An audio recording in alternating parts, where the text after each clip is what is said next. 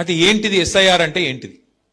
SIR అంటే special intensive revision, అంటే ప్రత్యేకంగా చేసే ఒక వడపోత కార్యక్రమం. ఓటర్ల జాబితాను ఎవరు ఉన్నారు ఎవరు లేరు ఇవన్నీ తెలుసుకున్నందుకు ఒక ప్రత్యేక వడపోత కార్యక్రమం. మరి ప్రతి సంవత్సరం జరుగుతుంది కదా, కొత్త ఓట్లు రాయించుకోవచ్చు కదా జనవరి 1కి అని కొంతమందికి అనిపించచ్చు.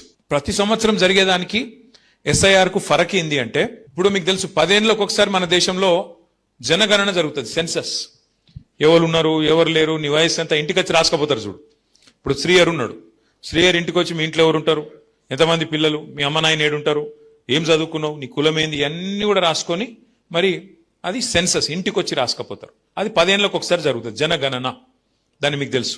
ఇది కూడా ఏంటంటే ఎస్ఐఆర్ కు మిగతా రెగ్యులర్ గా జరిగే దానికి తేడా ఏంటంటే, ఎప్పటికప్పుడు రాయించుకునే దానికి తేడా ఏంటంటే, ప్రతి సంవత్సరం ఏమో మనం కావాలంటే ఇప్పుడు నా బిడ్డకు 18 ఏళ్ళు వచ్చినాయి అనుకో, వచ్చే సంవత్సరం నేను పోయి రాయిస్తా, ఇక నా బిడ్డకు 18 ఏళ్ళు నిండే అని చెప్పి దగ్గరలో ఉన్న తహసీల్దార్ ఆఫీస్కో ఆర్డీఓ ఆఫీస్కో పోయి జిహెచ్ఎంసీ ఆఫీస్కో పోయి మనం ఒక కాగితం ఇస్తే ఫారం నింపితే ఓటు హక్కు ఇస్తారు. అట్లా కాకుండా ఈ ఎస్ఐఆర్ ప్రత్యేకత ఏంటంటే, భారతదేశానికి స్వాతంత్రం వచ్చిన తర్వాత ఇప్పటిదాకా ఇది మొదటిసారి కాదు జరిగేది, ఇదివరకు కూడా జరిగింది. ఆఖరిసారి ఎప్పుడు జరిగిందంటే 2002లో జరిగింది. అప్పటి నుంచి ఇప్పటిదాకా 24 ఏళ్లలో మళ్ళీ జరగలే.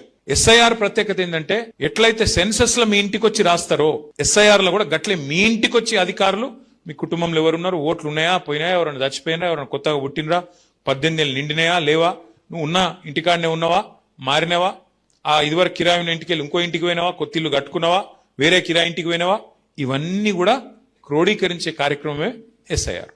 అందుకే ఏమనుకున్నామంటే మన పెద్దలు కేసీఆర్ గారి నాయకత్వంలో మరి మన రాష్ట్రంలో ఇటువంటి కథలు చేయనీయద్దు వీళ్ళను.